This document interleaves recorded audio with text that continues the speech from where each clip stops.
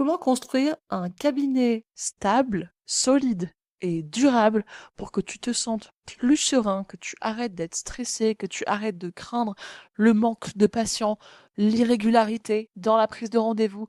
Bref, un cabinet qui soutient ton énergie, qui te donne de l'énergie, plutôt qu'un cabinet qui t'en prend et qui en plus te rapporte pas beaucoup d'argent. Donc, c'est exactement ce qu'on va voir aujourd'hui dans cette vidéo. Comment passer d'un câble qui est dépendant de toi à un câble structuré sur lequel tu peux te reposer. Voilà. Donc, j'ai déjà fait une vidéo sur le manque de régularité au niveau de la prise de rendez-vous. Si tu ne l'as pas vue, va la voir. Parce que dedans, j'y aborde le système nerveux, j'aborde ce qui va coincer à l'intérieur de toi, et j'explique aussi ce que c'est l'acquisition, la conversion, la rétention, bon, les 3 piliers de base. Donc, peut-être qu'il y a des choses que tu vas pas comprendre en fait dans cette vidéo-là. Si tu n'as pas déjà vu la précédente, c'est un peu comme une partie 1, une partie 2, quoi, grosso modo. Mais, si tu sais déjà de quoi je parle, dans ce cas-là, reste sur cette vidéo parce que tu vas apprendre beaucoup de choses. Donc, première chose, on va parler de 4 étapes fondamentales, d'accord, pour développer un cabinet du coup qui est stable, dans lequel tu te sens bien et serein. Premièrement, la première étape, ça va être passer du coup d'un cabinet qui est dépendant de toi à un cabinet structuré. C'est quoi un cabinet structuré? C'est un cabinet où tu systématises les choses. Alors, il faut qu'on explique ce que c'est cette notion-là, hein, parce que si tu as zéro base d'entrepreneuriat, là, tu dois te dire, mais de quoi elle parle? C'est du chinois. Ça veut dire quoi, systématiser un cabinet? Quand tu regardes, que tu prends un petit peu de hauteur, d'accord, dans ton cabinet, tu vois bien qu'il y a des choses qui se répètent, en fait. Et la base d'un système, c'est justement de créer des process pour les choses qui se répètent. D'accord? Quand tu as un système, en fait, tu n'as plus à réfléchir. Et c'est ça qui te prend de l'énergie dans ton cabinet, dans ta vie, de manière générale. Ça porte un nom, hein, c'est un vrai truc, ça s'appelle la fatigue décisionnelle. Donc, en gros, ça va être, il y a 2 choses, hein. La fatigue décisionnelle, c'est par exemple, comment je m'habille le matin, qu'est-ce que je fais à manger, qu'est-ce que j'achète au supermarché, c'est ça. Et en fait, au bout d'un moment, dans ta journée, tu as un quota que ton cerveau peut prendre de décisions. Passer ce quota, ça grille là-haut. Voilà. Et quand tu es entrepreneur, c'est ton cas, si tu un cabinet en libéral, tu es entrepreneur et tu as un business. Autant être clair là-dessus. Parce que, voilà, comme je dis souvent, si tu refuses d'endosser cette identité d'entrepreneur, tu as un business. Le but d'un business, c'est aussi de faire de l'argent et de bien rémunérer les personnes qui gèrent cette activité, parce que simplement, si ça n'est pas le cas, eh ben, l'activité ferme. Et toi, si ton activité ferme, c'est plein de patients qui ne sont pas aidés. Voilà. Donc, le but d'être rentable, c'est aussi d'avoir une activité durable et pérenne pour que tu puisses continuer à aider les gens. Parce que si tu ne gagnes pas d'argent, tu ne peux aider personne. Voilà, c'est comme dans l'avion, hein. Ton masque d'oxygène avant celui des autres. C'est pareil. Donc, qu'on clarifie là-dessus, parce que bon, le truc de oui, c'est malhonnête de vouloir bien gagner sa vie quand on est thérapeute ou quand on est dans le soin, ça va 2 minutes, mais moi, c'est bon, ce narratif-là, j'en ai ras le cul d'entendre. Donc, si tu veux continuer à te raconter ça, ok, mais pas avec moi. Donc, voilà. Ensuite, on va revenir sur le truc des systèmes, d'accord? Donc, c'est du coup, dans ton cabinet, ça va être quoi les systèmes les plus importants? Il va y en avoir plusieurs. Déjà, il va y avoir de comprendre que la mécanique derrière tes rendez-vous n'est pas forcément la même selon le type de rendez-vous. Ok? Un exemple très précis, et puis tu comprends ça rapidement, puis ça va débloquer les choses. Un exemple très précis, du coup, c'est la différence entre ce que j'appelle les visites plus explicatives. Donc en anglais, à l'époque, quand je travaillais au Royaume-Uni, on appelait ça les specials. Tu vois, la différence entre les specials et les rendez-vous de suivi, qui sont juste des traitements, ou nous, chiropracteurs, on appelle aussi ça les ajustements. D'accord? Donc, les suivis, traitements ou ajustements, c'est différent d'une première visite, d'un compte-rendu ou d'une réévaluation. Ce n'est pas, ou même si tu as un cabinet existant et qu'un patient revient te voir après 1 an qu'il n'est pas venu au cabinet, moi j'appelle même ça une réactivation. C'est les 4 types de visites qui composent la catégorie des specials. Première visite ou consultation initiale, quand tu rencontres un nouveau patient pour la première fois. Compte rendu, quand tu présentes les résultats de la première visite et tes recommandations de soins. Ces 2 visites-là peuvent être regroupées aussi en un seul rendez-vous. Ça marche aussi bien de faire 2 rendez-vous différents qu'un rendez-vous. J'ai pas constaté chez mes élèves, donc les chiro et les ostéos que j'accompagne par exemple, il y a aussi des éthiopathes, tout ça, j'ai constaté aucune différence entre ceux qui font ça en un seul rendez-vous et ceux qui font ça en 2 rendez-vous séparés. Voilà, juste pour que tu saches, statistiquement, il n'y a aucune diff. C'est comment toi, tu es à l'aise, en fait, de structurer tes process en cabinet. Donc, ça, c'est les 2 visites les plus importantes, la première visite et le compte-rendu, parce que c'est de là va déboucher ton taux de conversion. Ton taux de conversion, c'est quoi? C'est sur 10 nouveaux patients. Combien suivent tes recommandations de soins? Par exemple, si tu leur recommandes de venir pour 6 rendez-vous et après de faire une réévaluation, ou par exemple que tu as des forfaits pour ceux qui ont des forfaits, pareil, des forfaits, en vrai, on s'en fout, c'est pas obligatoire d'avoir des forfaits pour faire marcher son cabinet. Les forfaits, c'est juste un moyen pratique de payer, mais en vrai, moi j'ai plein d'élèves qui ne mettent pas en place les forfaits dans leur câble, ça se passe très bien pour eux. Donc, euh, si par exemple, sur tes 10 nouveaux patients, tu en as que 3 qui suivent tes recommandations de soins jusqu'à la première réévaluation, dans ce cas-là, ton taux de conversion est de 30%, ce qui est très faible, d'accord? 30% c'est très faible. Ça veut dire, si tu ne convertis pas bien, soit, bon, globalement, tu convertis pas bien, il y a une seule et unique raison, c'est que tu n'as jamais appris à le faire. Si aujourd'hui, enfin franchement, pour 90% d'entre vous, vous avez jamais travaillé dans des cabinets qui vous apprennent ça. Voilà, à l'école, on nous apprend pas ça en France. On l'apprend dans beaucoup d'autres pays, d'Europe et du monde, mais en France, il y a vraiment des trucs bizarres qui se passent. Dans les écoles, on vous apprend à bosser comme des médecins, à bosser comme des vrais chiro, des vrais ostéos. Voilà. Donc, ça c'est dit. Mais grosso modo, si tu ne sais pas faire à l'actuel, c'est pas vraiment que tu ne sais pas faire. Donc, ce qui est bien quand on sait pas faire, c'est qu'en fait, on a tout à apprendre. Donc, c'est cool. Ça veut pas dire que t'es nul ou quoi, puisque tu sais juste pas faire. Donc, pour l'instant, il n'y a même pas de question de se poser de merde, qu'est-ce que je peux corriger, qu'est-ce que je peux essayer d'améliorer. Non, pour l'instant, il n'y a rien à améliorer, puisqu'il n'y a même pas les compétences. Donc, il faut juste apprendre les compétences. Pour apprendre les compétences, c'est simple. Tu viens toquer à ma porte, moi je t'apprends les compétences. Parce que du coup, bah, c'est ce que je fais. Voilà. Mais bon, euh, passer cette blague. Du coup, une fois que tu as appris les compétences, il peut avoir plusieurs choses qui expliquent par exemple un mauvais taux de conversion. Première chose, la posture en cabinet. Deuxième chose, la vision aussi. Troisième chose, euh, ça peut être aussi l'énergie. Tu sais, dans le système, moi ce que j'apprends à mes élèves, c'est le concept de unneediness. La unneediness, c'est en fait d'être détaché en fait du résultat. C'est pas toi qui as besoin de tes patients, c'est eux qui ont besoin de toi. Et ça, c'est un principe, un modèle mental que je répète tout le temps, tout le temps, tout le temps à mes élèves. Les gens n'ont pas appelé, enfin, c'est pas toi qui as besoin des gens, c'est les gens qui viennent chercher ton aide.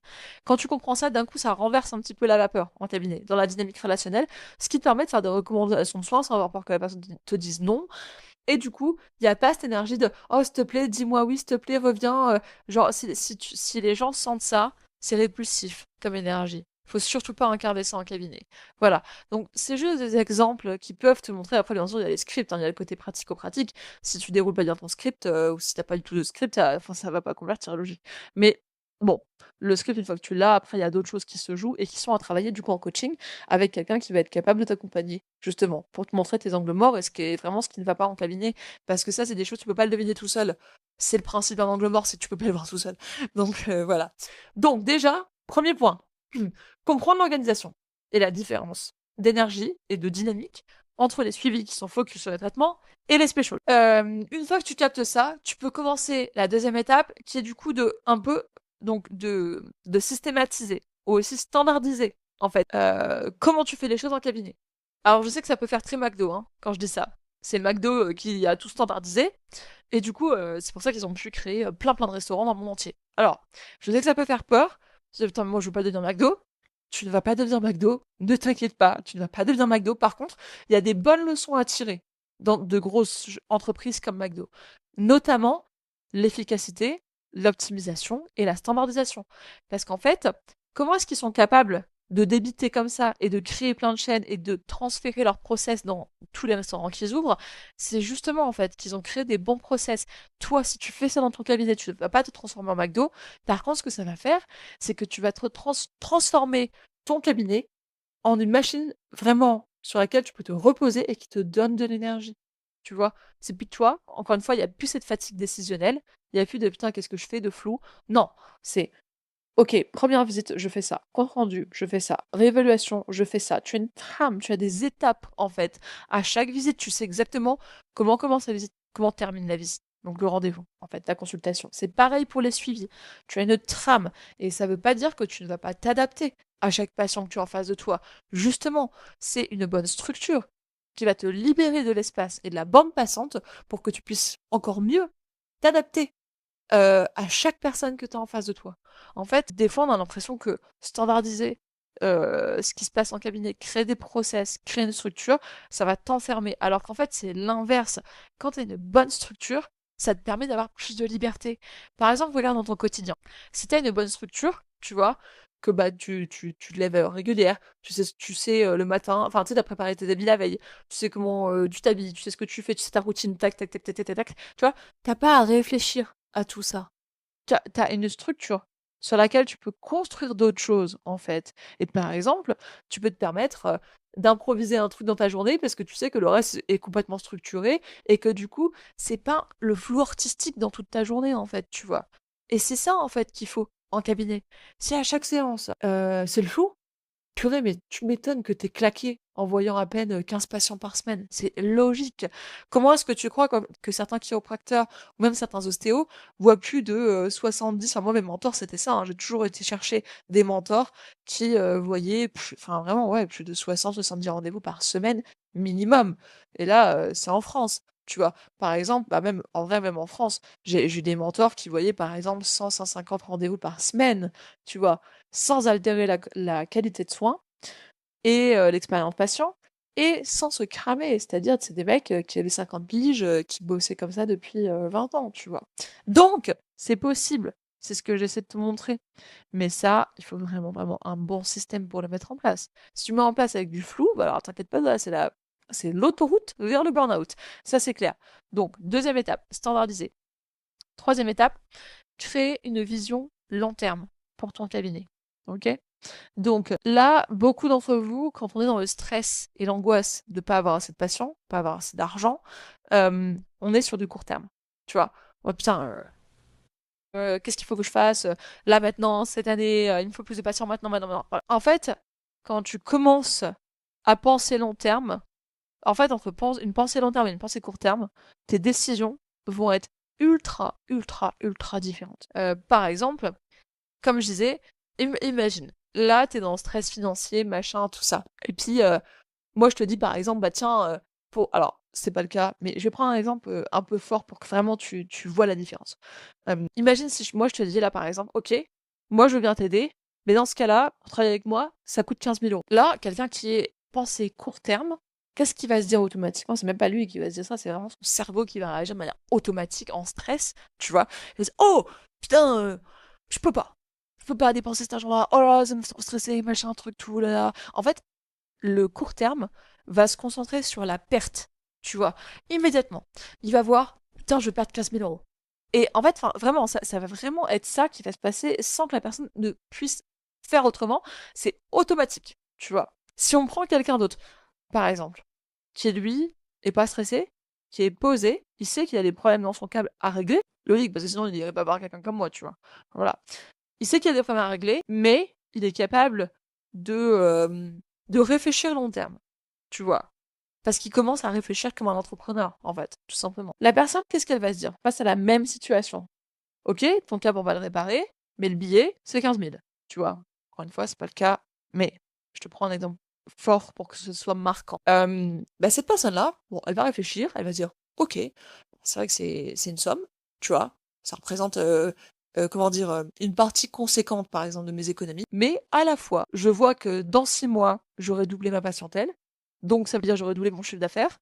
Par exemple, si là aujourd'hui je suis à 20 par semaine, je sais pas, le chiffre d'affaires il serait à quoi? Peut-être à 5 000 euros si on était à une vingtaine de patients par semaine, approximativement, 20, 25, quelque chose comme ça. Ok. Dans 6 mois, je suis à 50, ça veut dire que mon chiffre d'affaires est à 10 000. Donc, ok, si je réfléchis, en 3-4 mois, j'ai rentabilisé le truc. Bon, en vrai, sur une carrière entière, c'est pas beaucoup. Même sur un an. Ça veut dire qu'en fait, en 3-4 mois, je rentabilise le truc. Et après, les 8 autres mois qui restent dans l'année, c'est du pur profit, c'est du pur bénéfice. Bon, ok. En fait, 15 000, c'est pas tant que ça. Tu vois ce que je veux dire? Mais cette réflexion-là, dans le premier cas, elle est complètement bloquée par la vision court terme, en fait. Et enfin, c'est vraiment un exemple, c'est le plus marquant que là j'ai pensé pour te montrer la différence entre les deux. Et c'est ça en fait qui fait prendre des mauvaises décisions. C'est pour ça qu'on dit très souvent que euh, quand tu perds la vision long terme et que tu focuses, tu vois, regarde, un autre exemple, mais rien à voir, mais ça va te parler pareil, tu vois. J'ai faim, par exemple. Là, j'ai faim. Ou enfin, t'as faim. T'es au magasin, tu fais les courses en ayant faim. Pire truc qu'il faut pas faire, tu vois. qu'est-ce que tu vas avoir envie de faire? Bah, tu vas avoir envie d'aller acheter un truc tout prêt. Tu vas avoir envie d'acheter un donut, des M&M's, enfin des trucs comme ça, tu vois. Parce que t'as la dalle, en fait. Tu vois. C'est la même chose. En fait, quand t'as faim aussi, ton système de stress, il commence à se déclencher. C'est normal, t'envoies un signal en mode, il faut manger, il faut manger. Physiologiquement, là, ça va pas. Il y a un truc il y a un besoin, là. C'est pareil quand t'as pas d'argent. Ton système, c'est pas manger qui cherche, c'est la sécurité. Mais c'est pareil, c'est un besoin primaire comme manger, tu vois. Donc il est là en mode la sécurité, la sécurité, la sécurité. Oh putain, on peut pas se permettre de dépenser un centime. Donc forcément, tu iras jamais investir dans un accompagnement comme le mien, tu vois, qui ne coûte pas 15 000. Je le précise quand même. Mais voilà, c'est pareil, c'est tout pareil en fait. Physiologiquement, penser court terme, ça te bloque. Et ça te fait prendre des mauvaises décisions. Parce qu'en fait, réalistiquement, manger des M&M's qu'on a faim, c'est pas une bonne décision. Ne pas se faire accompagner et rester bloqué dans sa situation de stagnation où on n'a pas assez de patience, c'est pas non plus une bonne décision. Parce que du coup, bah, y a rien qui va changer. Dans un cas, tu vas grossir et tu vas manger des choses qui sont pas du tout nutritives pour ton corps. Dans l'autre cas, de la personne, tu sais, du chiro ou de l'ostéo qui est bloqué, bah, ne pas se faire accompagner, comment tu veux qu'il sorte de son cercle vicieux, là, de stagnation sans aide? Enfin, c'est ridicule, c'est débile, tu vois. Toi, tu le vois, parce que t'étais en dehors de la situation. Voilà. Et ben c'est pareil, que ce soit la nourriture ou l'argent, donc le besoin d'être rassasié ou le besoin de sécurité, tu prends des meilleures décisions quand tu sais réfléchir à long terme. Voilà. Donc la personne qui sait réfléchir à long terme au supermarché, c'est à la fin, elle va dire non. Là, je ne mange pas de merde, je me dépêche de faire mes courses. Tant pis si j'ai pas tout, c'est pas grave, mais j'achète de la salade, un bout de poulet, à la maison j'ai des pâtes, ok, c'est bon. Je peux me faire un petit repas, c'est plié en 10 minutes et au moins je mange un truc équilibré comme il faut. Voilà. Et qui va me donner de la bonne énergie pour le reste de ma journée. Ça, c'est une pensée long terme, tu vois, qui te permet de prendre des meilleures décisions. Donc, c'est un exemple, mais c'est pour vraiment te faire réaliser, est-ce que tu raisonnes par peur, par court terme, parce que tu as un besoin de sécurité intense, et c'est ça qui te bloque, par exemple, dans le fait de demander de l'aide et de te faire accompagner, ou est-ce que, au contraire, tu commences à capter, ah, oui, ok, c'est vrai que j'ai raisonné comme ça jusqu'à maintenant, mais peut-être qu'il faudrait que je me mette à penser un peu plus long terme, en fait, et qu'est-ce que j'y gagne, en fait, à prendre cette décision-là sur le long terme, c'est ça le plus important. Donc, le quatrième pilier qui va faire fonctionner ton cabinet et te rendre plus serein et toi plus stable aussi dans ta vie, pas seulement au cab, c'est une fois que tu as mis ça en place, tu vois la vision long terme, la manière de penser comme un entrepreneur, que tu as standardisé, que tu as créé des systèmes pour tes différents rendez-vous, c'est du coup que là, t'aboutis en fait à un truc qui fonctionne même quand tu es absent. Par exemple, qu'est-ce que j'entends par là? Quand tu as ce genre de cabinet, tu peux te permettre de déléguer, mais pas avant. Si tu refoutes un collaborateur et que tu n'as pas mis tout ça en place avant, mais tu cours à ta perte et tu fais subir à un jeune une situation horrible où il a espoir de bosser avec quelqu'un, alors qu'en fait finalement il se retrouve juste dans la situation d'un locataire. Et ça c'est la situation de plein de collaborations en France et c'est terrible en fait. Toi tu vas être frustré parce qu'il va pas te rapporter énormément de chiffre d'affaires, la rétrocession va pas être terrible du coup. Et lui il va être super déçu, super frustré parce qu'en fait il croit qu'il va être formé, il croit qu'il va arriver dans un système où il va avoir plein de nouveaux patients et tout machin. Il arrive avec plein d'espoir, puis finalement il se retrouve. Mais franchement, chaque semaine, j'ai au moins, allez, environ une fourchette d'une dizaine d'appels de bilan, de chiro, d'ostéo, d'éthiopathes qui font des bilans avec moi. Et tu vois, des jeunes en collaboration, c'est à chaque fois ce qui ressort. À chaque fois. Donc toi, là, si tu penses à recruter un collaborateur, franchement, réfléchis à deux fois. Est-ce que tu es capable de lui fournir au moins 5 nouveaux patients par semaine? Est-ce que tu es capable de le former? Est-ce que tu lui apprends des process? Est-ce que tu lui apprends à convertir? Est-ce que tu as un système sur ses premières semaines pour suivre son évolution? Tout ça, moi, c'est ce que j'enseigne, hein. Justement, parce que c'est catastrophique, les collaborations en France. Ça fait souffrir et les jeunes et les chiropracteurs ou ostéopathes référents dans le cabinet. Ça n'apporte rien à personne, en fait, de ne pas être bien formé. Voilà. Tu vas t'attendre à ce que le jeune fasse marcher un truc que toi-même tu sais même pas faire marcher. Alors, qu'est-ce que tu veux faire avec ça en fait? Au bout d'un moment. C'est pas logique, tu vois. T'es responsable. T'es responsable des jeunes qui viennent bosser chez toi.